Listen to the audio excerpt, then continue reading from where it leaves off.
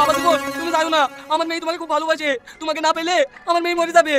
কে বাঁচলোকে মূল্য তার দিকে আমার লাভ নাই। ভারত মাতা কোনো আসল সম্পদ, ছাড়েন আমার হাত। না আমি হাত চাইবো না, এই যাবনি তুই দাঁড়িয়ে কি করছিস? তাড়াতাড়ি বাজারে কমাসা।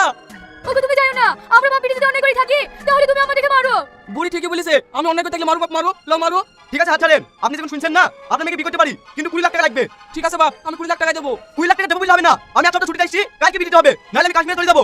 ঠিক আছে বাপ, তাই হবে, কালকে বিয়ে দেবো। হ্যালো দর্শক বন্ধুরা, কেমন আছেন সবাই? আশা করি ভালো আছেন। Welcome to my channel. Polygram TV নিবেদিত নাটক বিএসএফ জামাই নাটকটি আপনারা সবাই দেখে নিয়েছেন, আর এখনো যারা দেখেন নাই তারা দেখে নিন। আবারও চলে আসলাম পলিগ্রাম টিভি চ্যানেলের নাটকের আপডেট নিয়ে সবার আগে। বিএসএফ জামাই পার্ট 1 দেখেছেন, আর পার্ট 2 আসার অপেক্ষায়। শুধু তাদের জন্য বানানো হয়েছে আজকের এই ভিডিওটি। ভিডিওটি স্কিপ না করে পুরো ভিডিওটি দেখুন, তবেই বুঝতে পারবেন বিএসএফ জামাই পার্ট 2 কবে আসবে।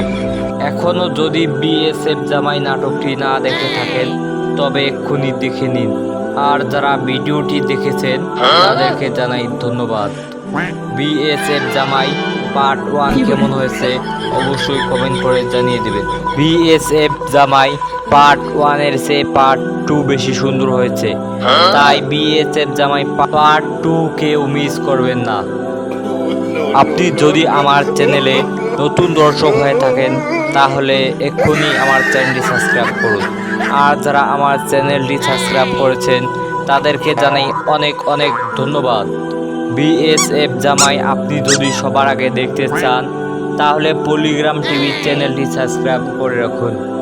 আপনারা সবাই বিএসএফ জামাই নাটকটির পার্ট 1 দেখেছেন।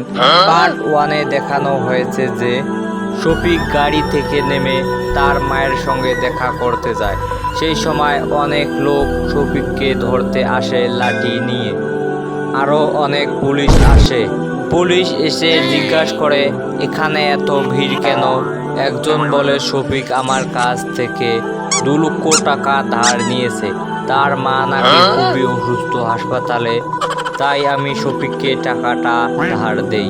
টাকাটা আমি খুবই কষ্টে ম্যানেজ করেছি আমার বোনের বিয়ে দেওয়ার জন্য। টাকা ধার দেওয়ার পর আমি শুনতে পারি শফিক টাকা নিয়ে পালিয়ে গিয়েছে, আর তার মাও কোনো অসুস্থ নয়। আর একজন বলে শফিক আমার মেয়েকে বিয়ে করতে চায়।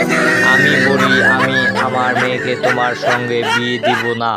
শফিক বলে আমি চাকরি করে দেখাবো আর কোটি কোটি টাকা কামাই করব, সেই সময় আপনি আমার পায়ে ধরে বলবেন আমার মেয়েকে বিয়ে করো বাবা। তারপর শফিক কিছুদিনের জন্য চলে যায় বিদেশ কাজ করতে। সেখানে কাজ করে ইটের বাড়িতে এসে বলে আমি একজন মিলিটারি অফিসার। সেই কথা শুনে রিয়াজ তার মেয়ের সঙ্গে শফিকের বিয়ে দেয়, আর যৌতুক হিসেবে শফিক 20 লক্ষ টাকা চায়, আর সেই টাকা দিয়ে দেয় শফিককে। সেই টাকা নিয়ে শফিক আবারও চলে যায়। তারপর কিছুদিন পর জানা যায় যে শফিক কোনো চাকরি করে না, শফিক একজন ইট মিস্ত্রির লেবার।